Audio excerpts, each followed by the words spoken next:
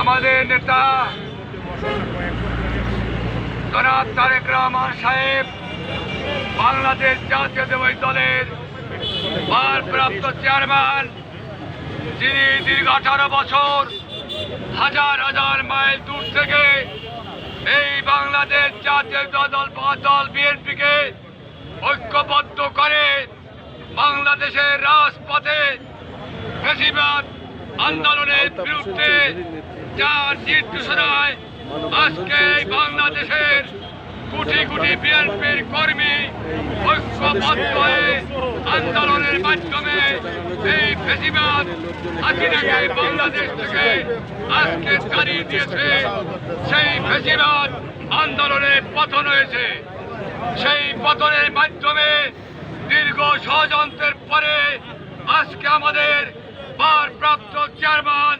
তারেক রহমান কিছুক্ষণ আগে বাংলাদেশের মাটিতে পা রেখেছে এবং এজন্য আমরা পটুয়াখালী জেলার সংগ্রামী সভাপতি, বাংলাদেশ জাতীয়তাবাদী দল কেন্দ্রীয় কমিটির অন্যতম ভাইস চেয়ারম্যান, সাবেক সফল স্বরাষ্ট্রমন্ত্রী, বাণিজ্য মন্ত্রী, air vice marshal Altaf Hossain চৌধুরীর পক্ষ থেকে এই পটুয়াখালীবাসী যারা আজকে হাজার হাজার কর্মী আমাদের নেতা পটুয়াখালী 1 আসনের নারের শীষের কাণ্ডারি আলতাফ হোসেন চৌধুরী সাহেবের ডাকে সাড়া দিয়ে রাজপথে তারেক রহমানকে অভিনন্দন জানানোর জন্য উপস্থিত হয়েছেন। এজন্য আপনাদেরকে আজকে আমাদের মহান নেতা পটুয়াখালী জনগণের জননন্দিত জননেতা রাজপথ কাঁপানো বরিশাল, পটুয়াখালী,